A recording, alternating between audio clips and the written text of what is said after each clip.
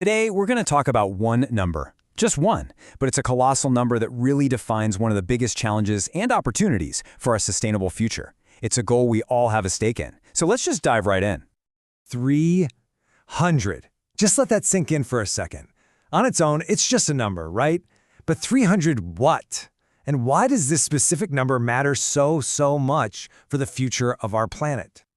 And that's the key. 300 terawatt-hours. We're talking about an absolutely immense amount of energy. It's the amount of clean, sustainable power we need to generate to make a real, significant dent in our carbon footprint. So you see, this is way more than just a piece of data.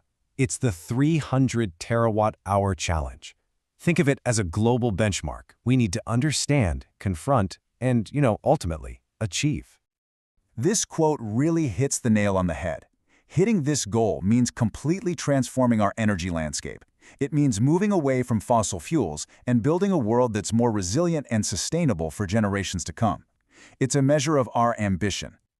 Now, I know what you might be thinking. Terawatt-hour sounds incredibly abstract, almost like something out of a science fiction movie. So what does a unit of energy this massive actually look like? How can we possibly wrap our heads around it? Okay, let's break it down. 1 terawatt-hour is equal to 1 trillion watt-hours. A trillion. We're definitely not talking about powering a light bulb here. We're talking about the kind of scale used to measure the energy consumption of entire countries. To really get a feel for this, think about it like a ladder of energy. At the bottom, charging your phone takes a few watt-hours. Your whole house might use several kilowatt-hours in a day. An entire city? That runs on gigawatt-hours. Well, a terawatt-hour is 1,000 times bigger than that. It's just a staggering leap in scale. And to make this even more concrete, let's look at another number. 27 million. What on earth could this possibly represent? And this is what it's all about. 300 terawatt-hours is enough clean energy to power 27 million homes for a full year. Wow. All of a sudden, that abstract number feels very, very real, doesn't it? That's the power for entire towns, cities, whole regions.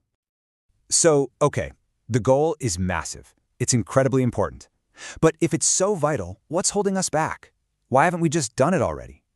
Let's take a look at the major obstacles standing in our way.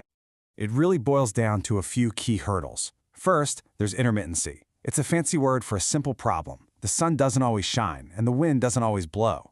Second, our electrical grid needs a serious upgrade. It was built for a different time, and it needs to be modernized to handle energy coming from millions of different sources, like solar panels and wind turbines. And finally, the cost of energy storage. We need a way to bottle up all that clean power for when we need it most. And right now, large-scale batteries are still pretty expensive. But it's not all doom and gloom. Not even close. We have an incredible array of technologies at our disposal to tackle these problems head-on. This is our Sustainable Energy Toolkit. Let's go back to that intermittency problem. Well, we have direct solutions. Grid-scale batteries can soak up all that solar energy during the day and release it at night. And then you have technologies like geothermal, which provides a constant, reliable source of power, day or night, windy or calm. Problem meets solution. And that's the real secret here. There's no single magic bullet. The path to 300 terawatt-hours is all about building a diverse team of energy sources. It's a mix of solar, wind, geothermal, and hydropower, all balanced and supported by massive battery storage.